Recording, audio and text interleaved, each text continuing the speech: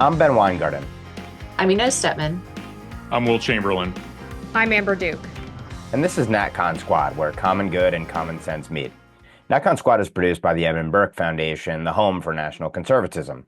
Subscribe now on Apple Podcasts, Stitcher, Spotify, YouTube, or wherever you get your podcasts.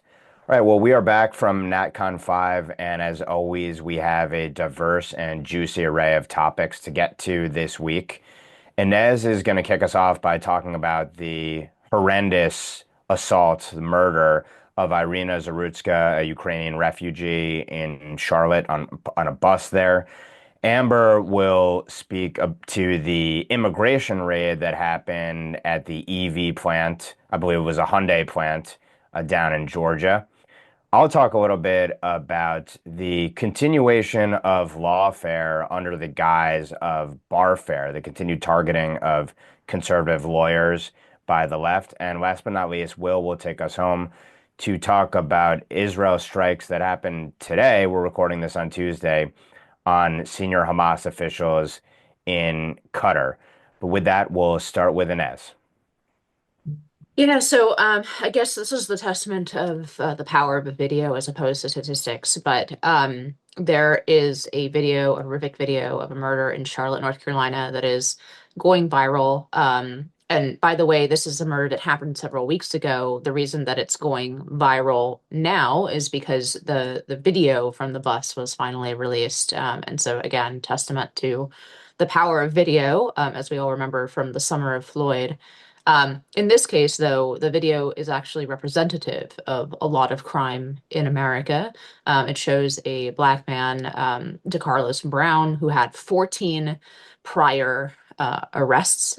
He's got, as I think Matt Walsh said, he's his mugshot array looks like somebody's yearbook photos. He has so many of them.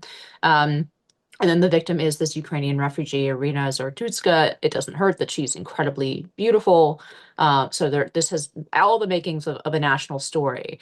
That being said, it's not a national story except on X or among conservative media because CNN, MSNBC, they're only very reluctantly covering it several days later, and they are leaving out key parts of the story, obviously, including the race of the assailant in many cases. So this is something that has all the makings for this national murder story, but is not being treated that way by, I don't want to call them the mainstream press because they are outdated and no longer the mainstream press, but left-wing press. Um, so this is opening up an Overton window, I think, on top of just general fatigue with crime in urban areas in America. We had this discussion with regard to Washington, D.C. The four of us are recently returned from NatCon conference, right? In Washington, D.C., we had an opportunity to observe the transformation of that city firsthand. And just to put some numbers underlying 84% of people who are admitted to state prison, which is the vast majority of violent crime, right? Federal stuff tends to be like, drug trafficking or something like cartels, right? But most of the day-to-day violent crime is state level.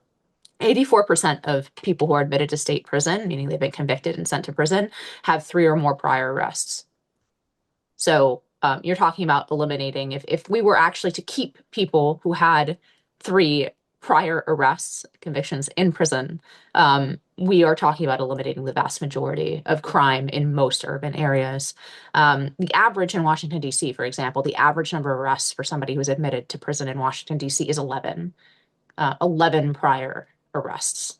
And that is very much the story with DeCarlos Brown. As I said, he had 14 prior arrests, many of them for violent acts, we're not talking shoplifting here. We're talking, armed robbery, assault, right? And yet he was placed back on the streets by a judge who let him go once again. The latest charge seems something relatively minor, but considering his long rap sheet should not have been, it was using emergency services calling 911 because there was a foreign body in his, directing his thoughts, right? So it was clear that he was having delusions, whether that's from an underlying medical condition or whether that's from drugs, who knows? But it was clear that somebody with a long and violent history was having delusions. She had the opportunity to not set bail for him. Instead, she did. She let him go without bail, is my understanding, this judge. And lo and behold, he committed a horrendous crime. He committed murder after coming out. And So this is just I mean it's interesting to juxtapose, I think. Obviously one anecdote, one story does not describe, the full reality. One needs to look at statistics for that. But I do think it's worth running the parallels where you have the George Floyd story, where it is by all statistical measures an incredibly rare event, even if it had gone down the way that it was portrayed, right? If it was a rogue cop who had basically been too rough with a suspect, and that a black man had died as the result. The number of people who die, and I can't remember anymore because we haven't done this debate in a while, but it's in the I believe it's in like the tens. It might reach 100, right, in the country. Whereas there are 50 murders a day, and the vast majority of those murders are committed by men between the ages of 15 and 40, and the majority of those by young black men. So we have a very specific demographic problem. The victims are also predominantly black, right? But if we're talking about interracial violence, then it is approximately 30 times more likely that a white person will be killed by a black murderer than the other way around, right? So we have this set of inconvenient facts that people don't want to talk about. But I do think sometimes, and I'll wrap this up and kick this out to the rest of the group after this, but I do think sometimes the facts, those racial facts, which ought to be talked about because they're facts, and we shouldn't be afraid to discuss facts. But I do think sometimes they cover up the real policy story here, because the policy story is that you can take a tiny percentage of people, yes, disproportionately young black men, but still a tiny proportion of people off the streets, lock them up, and make life better for literally everyone. And we see that story in Washington, D.C., where, as far as I read in the last week or so, they've arrested about 1,700 people. And as I said in the last show, it was the right 1,700 people, right? And now the city's overall racial composition has not changed, right? It's a city with approximately half and half, right? Black and white, and then sprinkling of other. The overall racial composition of the city has not really changed, right? But the experience of living there for both blacks and whites has changed incredibly because a tiny percentage of people who themselves would be disproportionately young black men were taken off the streets. Um, the racial makeup hasn't changed enormously in New York City between 2019 and 2021. But the experience of crime in New York City in 2019 and 2021 was radically different, right? So there is a racial story here, but to me, even more than that, there's a policy story. Crime is a choice. We know how to stop this kind of recurrent violent crime. We know how to make our urban areas not, hellholes where law-abiding people of any color are afraid to walk the streets in the wrong instance, afraid to take public transit. Any of those topics open for discussion. I will just say, add one point at the end. It is funny how almost no people who call themselves YIMBYs or urbanists, right, or who are train stands, as I am myself. I love taking the train. I use public transit every day. Okay, but almost nobody who makes that part of their political identity is willing to point out the actual problem and the reason that the number one reason that most Americans do not want to rely on public transit, and that is the proliferation of the crazy, the violent, and the insane. So on those things. So any of that all open for grabs. The murder aspect, the media aspect of who's covering this and who isn't, the racial aspect that is, something that people I think are now starting to say or be willing to say. I do sense an Overton window shift there. Or finally, the policy aspect and how actually simple it is to deal with urban crime. Yeah, on the media point, what was really striking about the left-wing media who did cover this was that they did it in the frame of the conservatives' pounce story. So as soon as Fox News started airing the surveillance video or conservative media started writing about it, you had Axios and the New York Times and the Washington Post blaming conservatives for noticing, right? It's a noticing problem. The problem is not the crime itself. The only way we're going to cover it is if we see that conservatives or Republicans are having an outsized reaction to it, and we're going to condemn them for thinking that this heinous surveillance video is worth talking about. And then on the policy side, is absolutely correct that there's a small number of people that commit most of the crimes in this country. You lock them up, we would have a much safer place to live. Certainly focusing on people who have long criminal histories and making sure that they're actually held accountable for their actions. There was actually another white woman. She was, I believe, 59 years old. She was a retired veterinarian professor.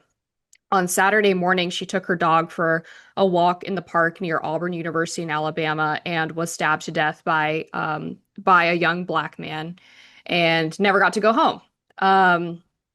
So just and he had been previously arrested in Virginia Beach in possession of a sawed-off shotgun, which is illegal. Also had apparently filed the serial number off of the gun and had a number of other charges related to that as well. Well, what does it tell you when someone has an illegal firearm with a serial number sawed off? Well, they're probably trying to commit a crime with it. That's, I mean, common sense, right? But he got off with unsupervised probation and a fine. So he went down to Alabama and he murdered a woman who was very well respected in her community and had done nothing wrong besides, I guess, daring to take her dog for a walk in the park at 8 o'clock in the morning. The other important part of this Charlotte story is that the guy's own mother actually had apparently come out and said that he had schizophrenia and that she had tried to get him into a mental institution, but they would not hold him for longer than 2 weeks. So I think we touched a little bit on this in last week's episode as well, but the idea that we cannot have long-term involuntary commitment in this country anymore because some of the mental institutions had bad conditions, like instead of reforming them, we just created policy that forced them all to shut down, is so unbelievably idiotic and in large part has gotten us to where we are today, where you go into a bus station or a train depot and you're constantly harassed by people who have no business living in polite society. Yeah, I thought the really remarkable thing, I mean, there's a lot of remarkable things about this. It's just completely not useful for the left. They can't even blame it on guns, which they normally would because the weapon used was a knife. So I remember thinking, like, how are these people going to respond? Because I'm in North Carolina. The North Carolina governor hadn't said a word about this for 2 weeks. And finally, yesterday, he puts out a post that's essentially tries to say, it's really terrible that this happened. This is why we need to do more to fund police. It's like, whoa, fund police? There were 14 arrests. Police did their job. This isn't on the police. The police, this is not a problem of lack of police resources available to people.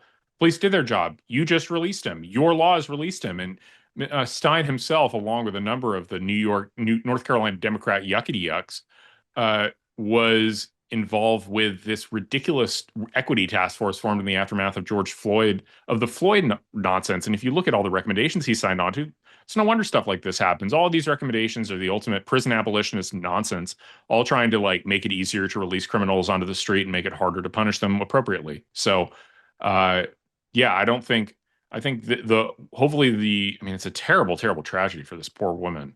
But really, it's time for, hopefully I'm here in North Carolina and we can finally turn this into a real red state as opposed to just a purple one. This was a horrific tragedy, a totally preventable tragedy. All of the arguments already laid out more than resonate, namely including the fact that the progressive agenda essentially is a pro-crime agenda. It is a pro-chaos agenda because that's a natural consequence of decarceration, no cash bail, and it really amounts to ultimately the progressive view that you can't arrest people and imprison people to the extent the identities don't work for Democrats. And it's obvious that a small percentage of people commit a disproportionate percentage of crimes. A disproportionate percentage of them are black. Democrats will never admit that. It's more than a third rail.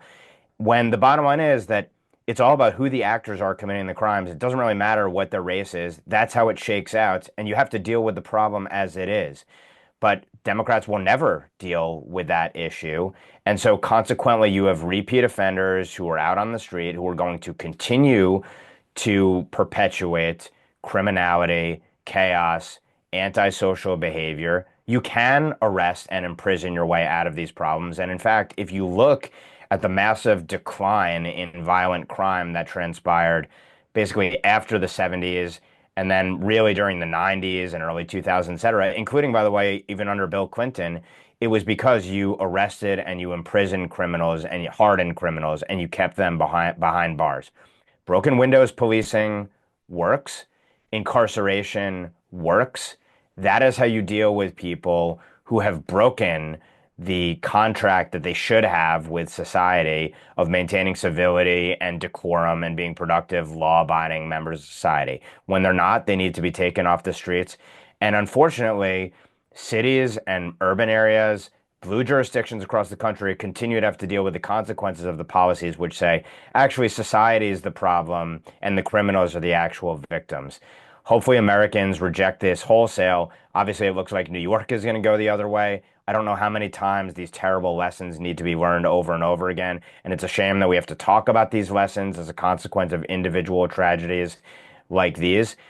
But too many law-abiding citizens have to deal with the consequences of these disastrous policies. And this is why it's also incumbent upon, and I think fully justified, for the Trump administration to continue to pressure all of these jurisdictions that there's going to be federal forces surged in to war zones created by progressive policies.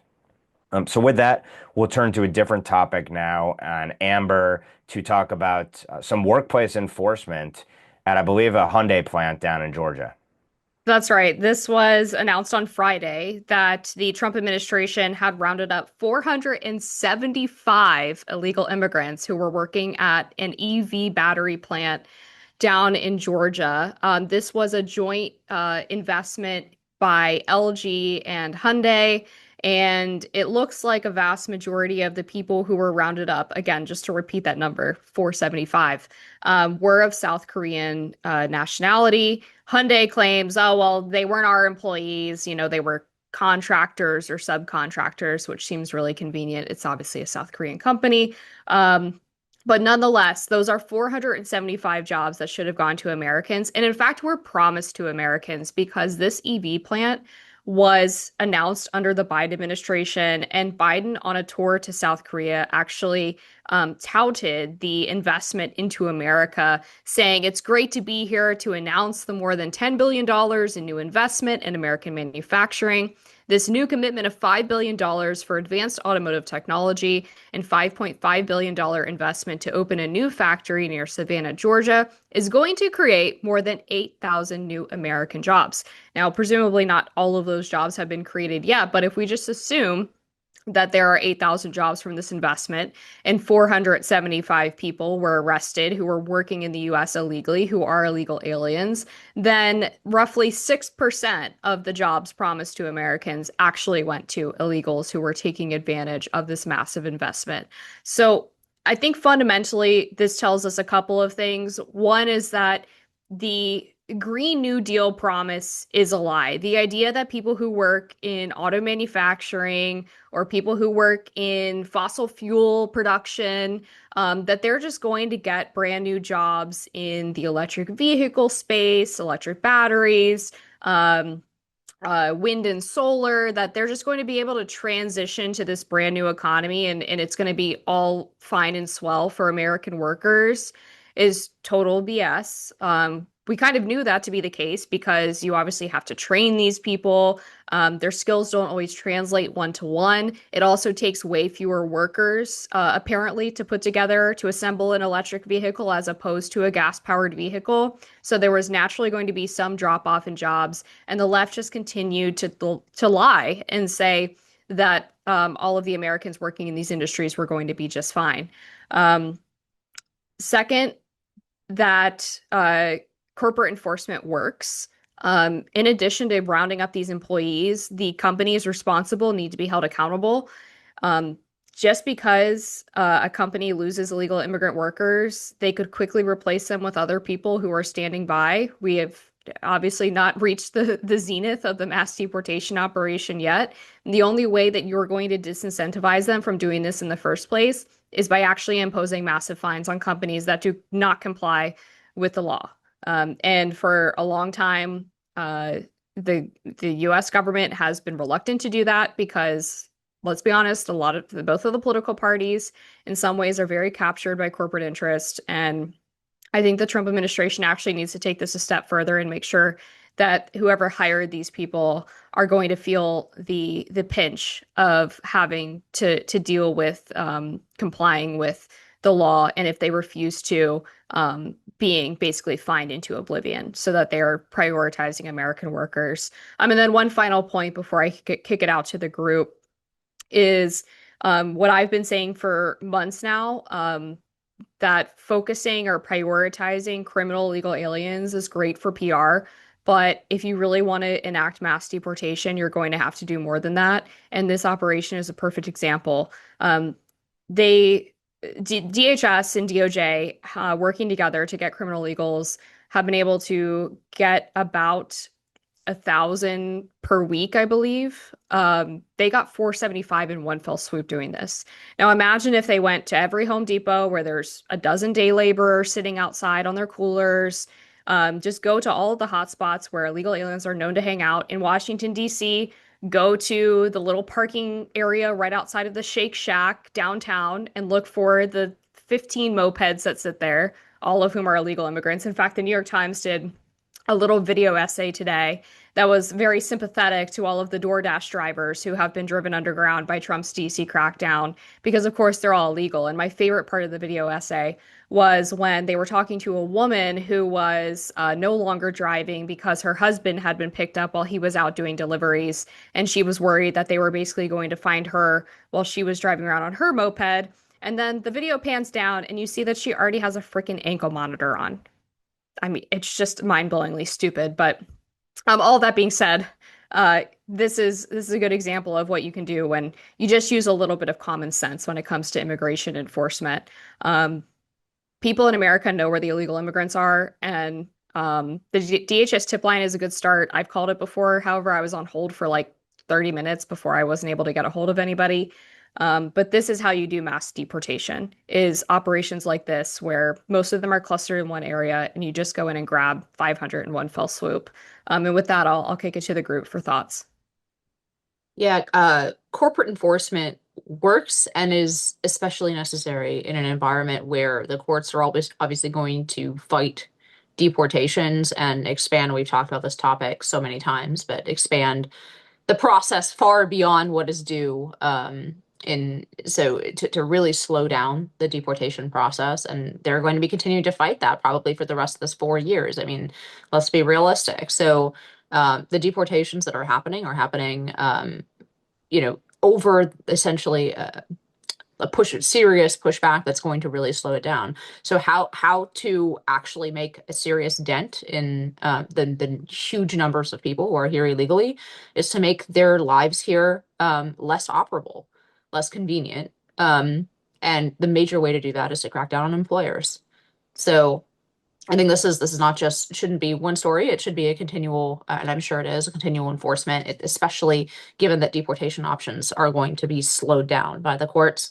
And then the second thing is just to tie this to the previous topic a little bit about crime in blue cities, right? To me, this is kind of a perfect legal storm that will hit very much in favor of the Trump administration. So they can surge law enforcement capability, ICE, but also, other federal law enforcement capability to blue cities. If the population there tries to #resist, they have the right to protect federal officers in doing the course of their jobs. So actually, they can restore quite a lot of order in blue cities by simply aggressively enforcing immigration law and other federal laws. I think this is something that, because Trump has said over and over again, he does care about the condition of our cities. I think this is one way where you have a federal hook where he could do not everything he's doing in Washington, D.C., but at least part of what he's doing in Washington, D.C. and other blue cities, and be completely respectful of the divides between the federal and state governments and federalism. So I'm looking forward to more of this enforcement. Yeah, this is an interesting situation because obviously we don't usually have big moments in United States-South Korean relations. But I think, I read that the South Koreans are actually quite angry about this, and that the South Korean government is trying to, push back a little bit and say we shouldn't be infringing on the rights of South Korean investors while we enforce our laws. There needs to be a wake-up call with the South Koreans that this is actually a deep offense to Americans South Korean relations, and we're the ones who provide American soldiers to serve as a tripwire to prevent you from being invaded by the North. So there's a lot. I think the South Koreans may have taken a little bit of a pride hit here, but they need to eat that. And then there needs to be a serious, apparently their foreign minister is going to come here and maybe protest or do something to complain about what happened here. But I don't think we should have any of it, and comply with our immigration laws. It's really not hard. We don't send Americans to Korea, have them go in on tourist visas and start working at American companies in Korea. It's not how we do things. And we expect that the South Koreans are quite capable of doing the same and working through our immigration processes when they do business here in the United States. This was a symbolically and substantively significant raid, and I think it even goes beyond South Korea to basically all foreign employers in America. This is a shot across the bow, and there's probably also a nexus to some extent, or could be a linkage to some of the trade negotiations that will go down ultimately. But the broader point, of course, is that workplace enforcement, it's not the whole ball game when it comes to mass deportation and reversal of the effects of invasion and restoring sovereignty, but it's a huge, huge percentage of it. And to the extent this causes a chill and serves as a deterrent, that'd be great. It's clear that employers are obviously probably the number one lobby for open borders in this country. So they need to think twice. I'm curious to see whether there's a more comprehensive workplace enforcement strategy that ultimately gets rolled out. I've talked before about the fact that the Trump administration is trying to break down the silos between the various databases that federal agencies, including the Social Security Administration and the IRS, have, because when you have these numbers, you can figure out who the illegal aliens are among those people who are working oftentimes under fraudulent or false identities on the books in America. And that's a massive population, multi-million person population. That's a rich, fertile source for authorities to go after the employers as well as to deport the employees as well. So we'll see ultimately what that looks like. But I was struck by one figure, which is maybe more bullish on the Trump administration's policies, even before we talk about workplace enforcement, which is that the Center for Immigration Studies last month put out a report suggesting that by their estimate, the illegal alien population has declined by 1.6 million this year. If so, that is a massive supporting piece of data for the idea that self-deportation is underway and that it is a consequence of the policies. So to the extent that keeps up, and to the extent the administration keeps up the pressure, workplace enforcement aside, that's a pretty remarkable figure, I think, and more effective than a lot of other policies that have been contemplated. Self-deportation actually does appear to be happening in earnest, which is a massive achievement in my view. With that, I'll transition now to myself to talk about maybe somewhat of a black pill, but I think a topic that will probably get more play in the months and potentially years ahead. And that is the continuation of lawfare via barfare. Now, what is barfare?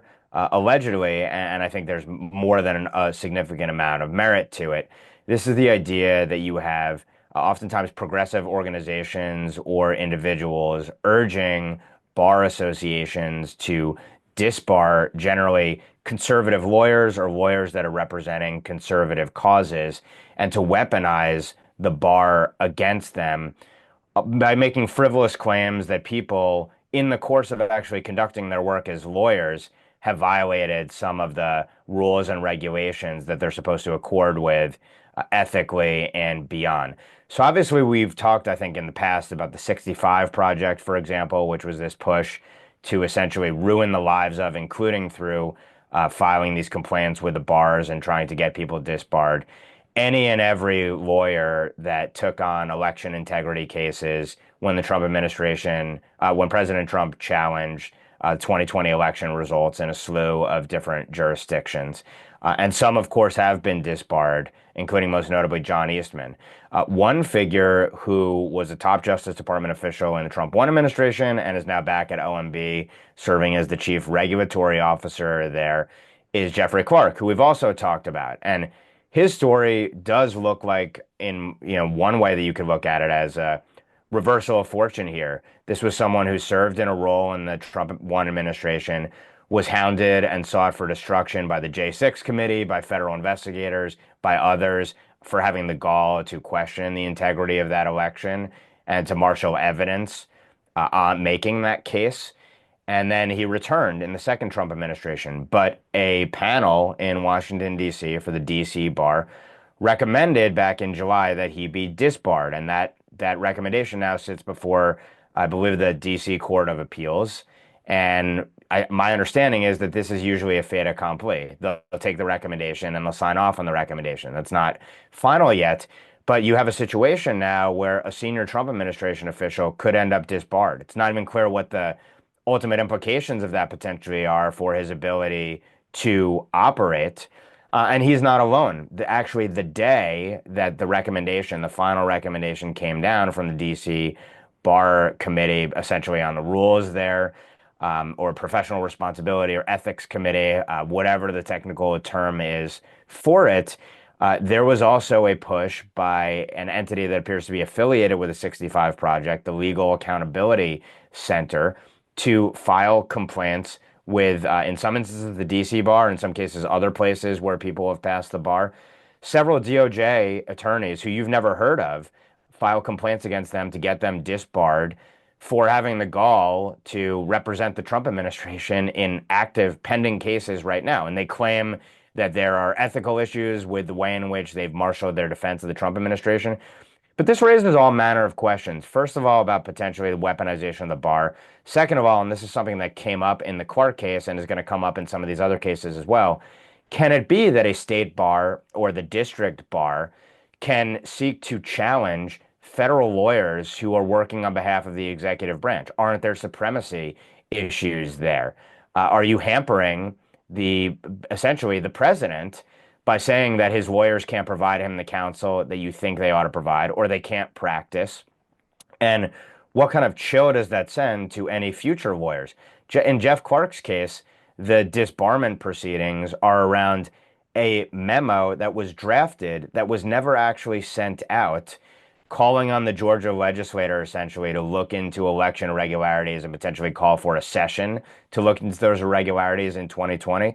And as a consequence of an undrafted memo never sent, he may well be disbarred in Washington, D.C. So what are the long-term ramifications of that, consequences of it? And what about the use where the sort of paradigm of anyone can bring a complaint and you could potentially be taken before one of these committees, which might hate your guts, and remove your law license without the due process protections you would have in an actual normal court proceeding. So I put it out to the lawyers in the group and Amber as well. What do you make of these developments, and where do you think this goes long term? Is this going to be one of the sinister and odious manifestations of the weaponization post 2020 that is going to continue to morph and evolve and continue to challenge the ability for conservatives to represent people or to represent conservative causes generally?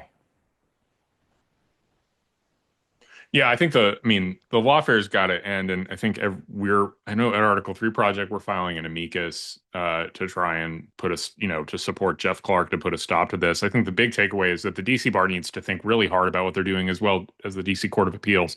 Home rule is now very much in question as a viable idea among Republicans, and if DC bar members and the DC courts are going to use their massive Democrat majority as a weapon to go after Republican elected officials, well, guess what, guys? You're part of the federal district. Your sovereign authority, to the extent is delegated by Congress, which is controlled by Republicans. So we don't even need to do some massive reworking of the way that bars work across the country to do something very, very serious in terms of damaging and changing the way that both the DC Court of Appeals functions as well as the DC bar functions, restaffing them, dismantling them and then rebuilding them anew with proper staffing, et cetera. So, I would urge the DC bar and the DC Court of Appeals to lay down their arms here. This is not a battle they're going to win. I do think this brings up, beyond the specifics of DC, this brings up a question that I think will replicate itself throughout professional organizations, right? We have these quasi-governmental, half public, half private kind of professional organizations. It's the same thing in the medical field, for example, right? And this comes up in the context of trans kids, right? And quote unquote transitioning minors and the procedures involved in doing that, right? So the problem is that these organizations have been thoroughly politicized by the left over the course of the last 50 to 60 years. Right? This is part of the long march through the institutions. Um, and it is why, by the way, it is suicidal, in my view, to cut yourself off as a conservative from the levers of government or use of government power, because there are actually rules that apply, both constitutional and federal law, to the application and discrimination use of government power, right? And what happens is these organizations, they wield quasi-governmental power, but they're at least half private, in some cases fully private, right? So it's going to create.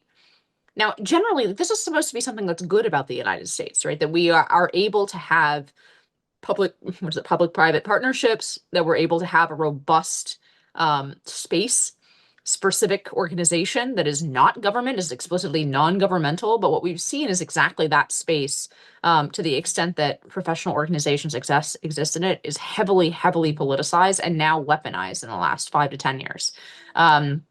So, I mean, I don't necessarily cheer this development, but I do think that this is a pattern that is going to show up over and over again. It's something that universities are taking advantage of. For example, when there was an interesting case in my own alma mater, UCSD, where they have outsourced the DEI basically to a NGO or to a nonprofit organization that then grants the scholarships on the basis of race. So technically, it's not the university doing it. It's this attachment that is, for all intents and purposes, operates directly out alongside and with the powers of the public university, but is technically private. Right. So I think this is going to be something that is not going to end with lawfare and is not going to end with just the bar for lawyers. This is a problem, and I don't fully know what I think sort of legally what the best way to tackle this is, but I do think it's a structure that's going to keep showing up. One thing worth noting is that the Federalist Society recently held a panel discussion on this with folks from America First Legal and elsewhere as well. And they talked about potentially, well, maybe there's a conspiracy to deprive rights case associated with this. Maybe there are ways in which the DOJ, when it comes to the DC bar specifically, can draft a regulation or a legal opinion, et cetera, to grapple with it. But I think to the broader point, the use of these sort of quasi-public institutions, they're part of effectively the administrative state here, and a weaponized administrative state. So I think you're right, Inez. This is going to be a recurring problem that we're going to see across a lot of fields, and there's going to be no one-size-fits-all answer for it, unfortunately, most likely. With that, we'll turn to something entirely different, which is Israel strikes on a major non-NATO ally in Qatar, specifically Hamas leaders living and operating out of Doha, Qatar. Apparently successful strikes that transpired Tuesday, the day that we're recording this. Yes, indeed. So this morning, Israel struck a very specific site in Qatar, apparently not with necessarily the permission of the Qatari government. They were very angry about it, but that hosted a number of Hamas leaders, the diplomatic leadership who have lived outside the country for many years. It's not clear exactly who died, but there's sort of 5 or 6 key leaders that are in the Qatar who live in Doha, and they're probably dead. It's a big escalation for the entire bulk of this war, because Qatar has these diplomatic relationships with the United States and the fact that they have a military base. Qatar has felt like, both on their own, they felt like they're immune from Israeli retaliation, and therefore the Hamas people who are kind of under the Qataris' protection have felt immune, but that is apparently no longer the case.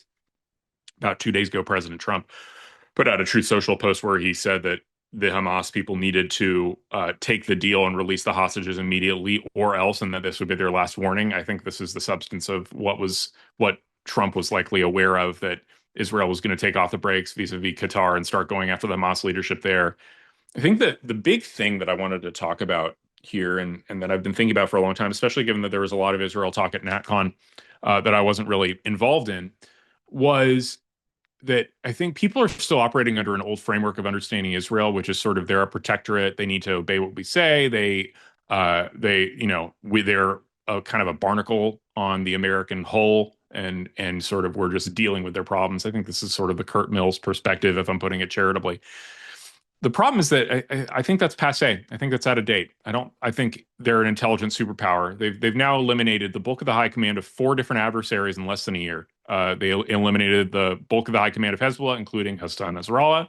They eliminated the bulk of the high command of Iran, most of its leadership in the war there. They most recently eliminated the bulk of the political and military leadership of the Houthis in Yemen, and now they've done it again with Hamas. And this is after repeated killings of the leaders of Hamas over the course of the year. I mean, they had the killing of Yahya Sinwar, the killing of Ismail Haniyeh in Iran, of all places, the killing of Mohammed Daif, the killing of Mohammed Sinwar. So they've been repeatedly killing the leadership of everybody who's opposed them. And as a result, one, it means that they're basically a superpower. I mean, who in their right mind is going to start a new conflict with Israel? Even you even see the Al-Qaeda alum in Syria, al-Shara, trying to join the Abraham Accords, because I think the guy's a survivor. He spent 20 years living through being in both Al-Qaeda and ISIS, and somehow is still around. I think he knows where his bread is buttered and probably realizes that as much as he may hate the Israelis, if he's on their kill list, he's going to die. And then secondarily, it's also people have to realize how capable Israel is, that it's absurd to drive these people into the hands of an adversary. There's this talk among the Kurt Mills types, again, that it's like we should just basically be overtly hostile towards Israel and push them away entirely. It's like, okay, well, you're going to push this insanely capable nation, capable of of the most incredible intelligence feats we've seen this century, into the hands of what, the Chinese? And make them a Chinese ally? I mean, we don't have to let that happen. The Israelis and the United States have a great relationship. Maybe we should just keep it as a big asset to us geopolitically, like even beyond the sort of whatever idealistic reasons you might want to do. There's a deep, practical, realpolitik reason to want to have a very capable ally in the Middle East be totally on your side. So I think I wanted to, I think it's a really good thing, and indicates yet we're coming close to, I think, to the end of the war in Gaza with the strike in Qatar. But I wanted to kind of float that out there for you guys, that I feel like the realists have not grappled with the actual considerations, the real politique of what Israel's alliance is like with the United States and what it would mean if we drove them away. Yeah, well, I second all of those critiques. It's interesting how little realist discussion there is about America's interests among people who claim that that is their only interest in some way. It seems clear to me that there's a type of Trump doctrine developing, which is that except with regard to this developing Cold War with China, that our position is essentially to devolve power to our allies in different spheres of the world. And that is actually a realist way of pivoting our resources out, right? And it's clear to me that Europe is perhaps now kicking and screaming, starting to take some of that responsibility, but it was very unpopular for a long time, right, in Europe to take that responsibility. Europe does not want the responsibility of defending their own continent and their own sphere of influence. The difference is Israel is ready and willing, right? In this case, it's more like taking the leash off to devolve power, and I think that's really what we're seeing. Where obviously these strikes are cleared with Trump in advance. They're coordinated with his tweets. So in that sense, I mean, Israel is still quote unquote the barnacle, as you said. Well, I mean, clearly America is the superpower and Israel is a small state, but it is a regional power, and it's a very capable regional power, and it getting America out of the Middle East might very well look like taking the leash off of Israel and then developing good relationships with countries like Saudi Arabia, right? That is actually a Middle East that America can devolve out of and not have to think about very much.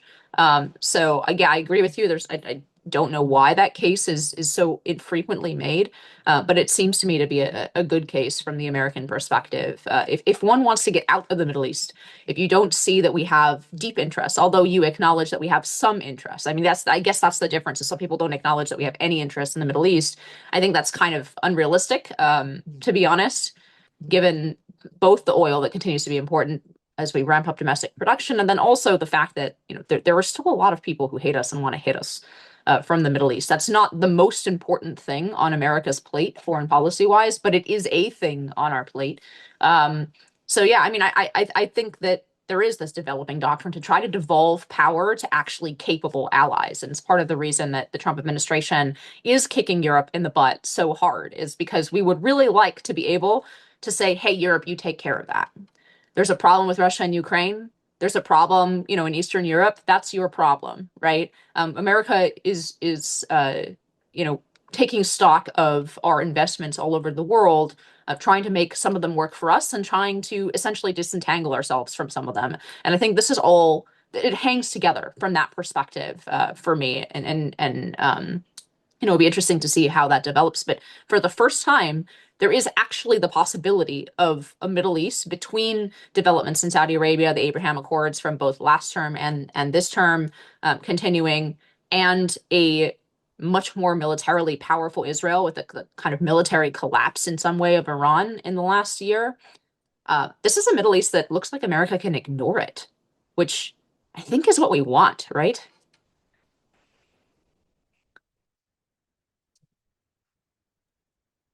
Yeah, I think this is a continuation of the Trump 1 administration policy, which, and basically what it comes down to is in terms of who has influence and who actually patrols the region.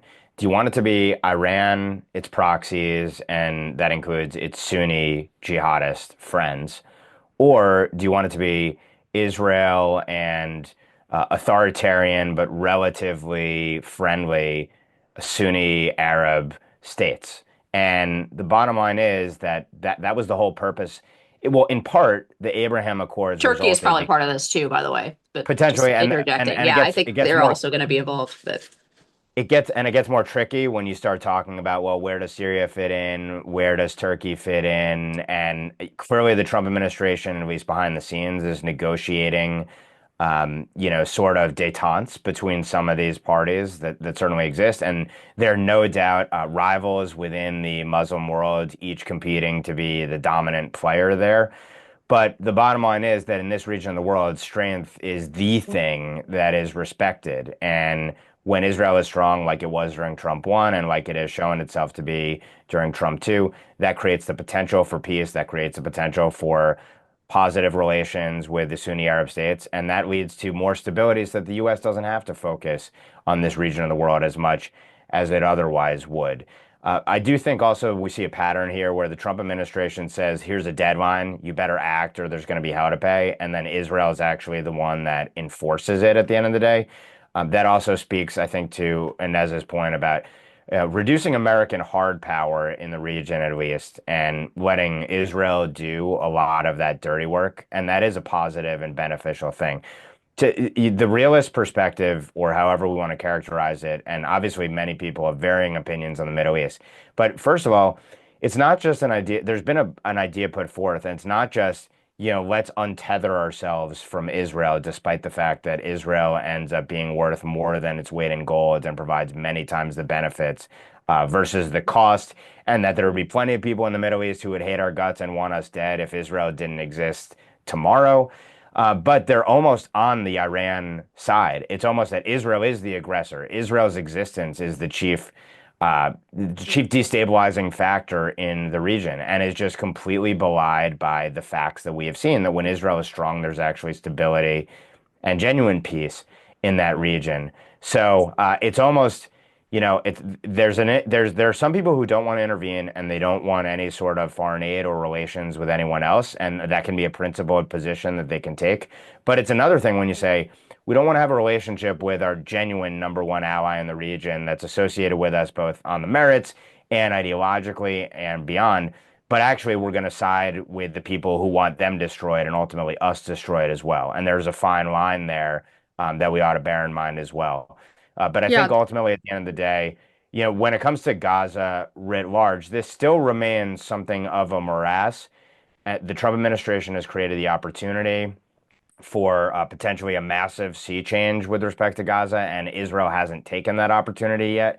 And so, consequently, arguably the weakest of the enemies that it's faced between Iran and its direct forces, Hezbollah and Hamas, Gaza continues to remain a massive, massive challenge. But maybe this escalation pushes us towards an ultimate resolution, which will be in the interest of Israel, America, and our allies and partners ultimately.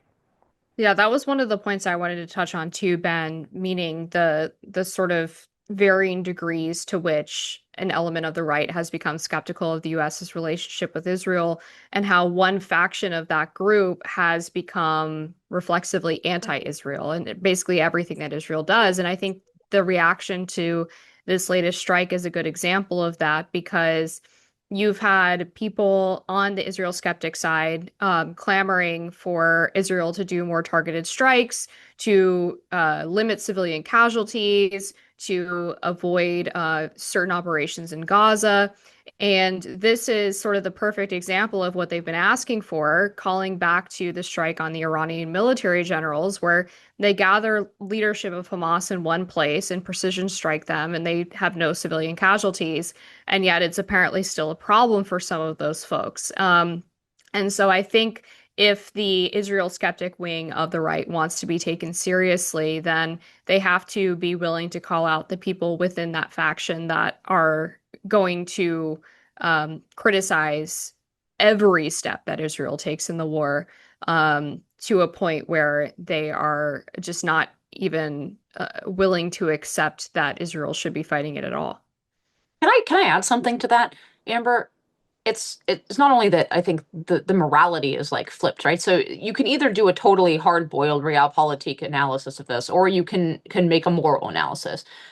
It seems extremely weird to me to flip the morality of. I mean, the war that Israel is fighting seems to me to be a just war on every, like, by any standard. They were attacked in a way that is not recognized under the standards of war. Like I can understand somebody saying, "Oh, this is like for realpolitik." I don't think that's correct, that they're not a good ally. I think they have been a good ally. That's the case that I made. But I just don't understand why so many of the people claiming them to be realpolitik are making this moral analysis that I think, in addition, is inverted. Um, but I would really like to see like more actual serious realist analysis from realists about what is and isn't the U.S. interest here, as opposed to moralizing. It's very funny to hear like Wilsonian moralizing from people who claim to be realists. Including, it bears noting, when you had Americans that were killed on October 7th, and we could obviously go into all, I mean, one argument also could have been made, and that I was making from the start after October 7th, Israel needs to go big, massively, immediately to avoid exactly what has happened, which is you get accused. Israel would probably be accused of genocide if they killed 1/100th of the number of people that have been killed from a de facto terror state. But as a consequence of trying to appease global forces that would accuse them of the worst possible things, no matter what they did, it has led to this situation where you have a propaganda war that the Israeli government argues itself that it is not winning, and all these other knock-on effects as well that have, of course, have had massive consequences for our domestic politics as well. But anyway, neither here nor there, but I agree. Let's see the intellectually honest analysis here, and I think it's wanting in a lot of respects. With that, we can turn to parting shots, and I'll kick us off briefly with just a few really disparate items worthy of note, I think. This came out while we were recording as well. There was a revision by the BLS of job numbers from April of 2024 to March 2025. So this is really basically the Biden economy that the Trump administration inherited. Revision downward by 911,000 jobs in a slew of industries. So once again, a massive revision to the downside, which essentially shows, well, either the BLS cooked the books or their methodology is horrendous. And of course, it was to Joe Biden's benefit because it made the job market and therefore the economy broadly look significantly stronger than it actually was. So a potential scandal, continued scandal with the BLS there and the numbers that they put forth. Then one thing from the Supreme Court worthy of note. We've talked a lot about the president's ability or lack thereof to fire his inferiors, those to whom the executive branch has delegated its power. The Supreme Court has stayed an injunction that had reinstated a fired FTC commissioner. We'll see ultimately how the case plays out, but this is once again another, in this case, direct threat to Humphrey's executor, the precedent on the books. And we'll see ultimately if the Supreme Court puts the nail in the coffin of Humphrey's executor once and for all in that case. And last but not least, worth noting that the Trump administration has put before the Supreme Court, also asking again to stay a policy, continued policy of the lower courts, in this case in the DC district, to try and force the Trump administration to pay out foreign aid monies immediately. So we've talked about that case before, the multi-billion dollars in foreign aid that a lower court judge tried to make the Trump administration pay out immediately. There's a continuation of that case, essentially, which deals with the president's ability to engage in to execute pocket rescissions, which is to say to not pay out some more than $4 billion in funds that had been earmarked for foreign assistance. The Trump administration is challenging a lower court challenge on that. It's trying to use the Impoundment Act to engage in these rescissions. And it appears that the lower courts are trying to make them obligate these funds before this Impoundment Act process has been executed, which is the president says we want to cut this $4.5 billion, notifies Congress, and then there's a back and forth between the political branches. The courts seem to be trying to intervene once again and to circumvent that political back and forth. But this is a case worth watching because obviously the ability to engage in rescissions, the ability of the president to impound funds is a potentially massive power here.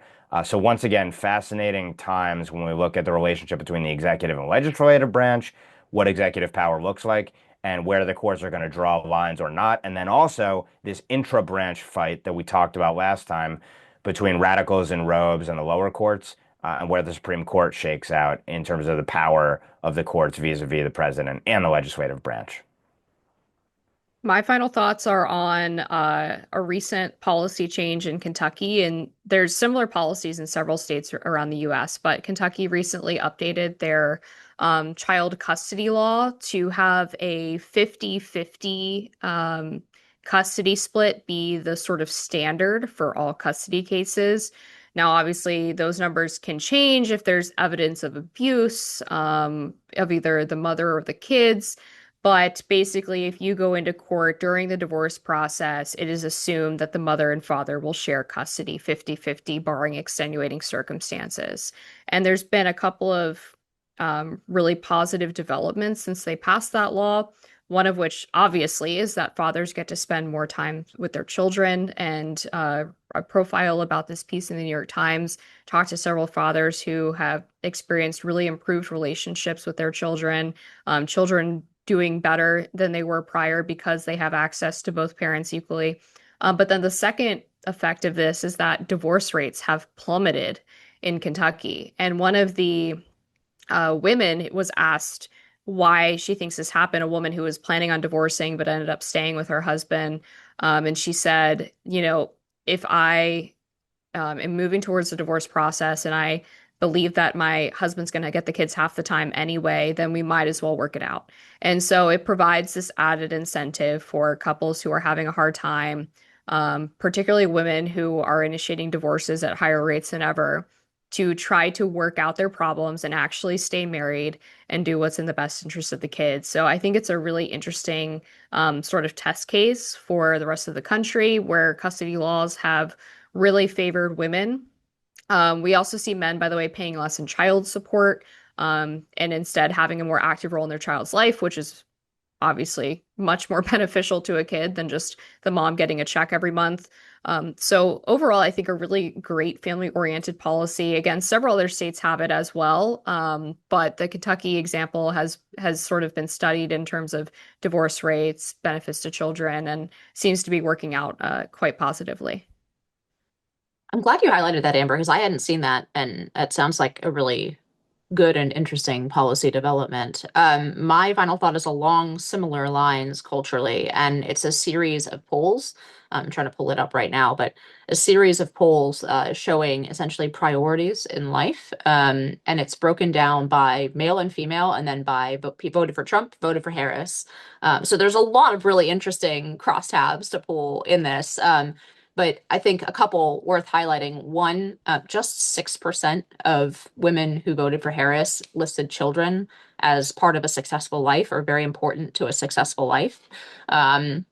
So I think that's obviously extremely low. It's correspondingly interesting. Men who voted for Harris, 50% more list children as very important to a successful life. 9%, still very low, right? But like actually higher. And that pattern is duplicated on the right. It's just with higher numbers, right? So men who voted for Trump list having children as it had the largest percentage of people, 34%. But there's just a lot of options. So this is ranking games, but 34% listed children as very important to a successful life, and then correspondingly, women who voted for Trump listed it somewhere, I think, in the low 20s, somewhere in the middle of the pack. So two things. One, obviously, people on the right value having children and see them as a important component of a successful life more than people on the left. We kind of already knew that. But even within each political ecosystem, men are more interested in having children and see them as more critical to the good life than women do in both political parties. So there's some interesting concepts. There's a lot that could be said about that. But I just throwing it out there for food for thought. Yeah, my final thought, real quick, is on a court decision that came out last week, a very important one where a district court judge in Los Angeles had decided to tell ICE that they weren't allowed to make stops, immigration stops, on the basis of four different factors if there were not other factors present, and that included race, speaking Spanish, and being in a place like a Home Depot parking lot. It was an absurd decision. It was just sort of obvious that anybody who's in California knows that if you see a bunch of Spanish speaking people in a parking lot of a Home Depot, that's very likely a group of illegal day laborers. And so it required a sort of blindness, and it was also deeply unlawful for two reasons. There was a standing issue that Justice Kavanaugh highlighted in a concurrence where he pointed out that just because you've been stopped before doesn't mean you're going to get stopped in the future, so you don't have standing to enforce an injunction against the police doing any work. And then the second point being that it just required a complete abolition of the way that the court had interpreted the Fourth Amendment in immigration stop contexts, which it's a totality of the circumstances analysis, which means you don't just have arbitrary lists of factors you're not allowed to consider. So a very, very good ruling for the administrations to be able to keep enforcing federal immigration law in Los Angeles and elsewhere. With that, on behalf of Inez, Amber, and Will, thanks for tuning in. I'm Ben Weingarten, and we'll see you at the next NatCon Squad.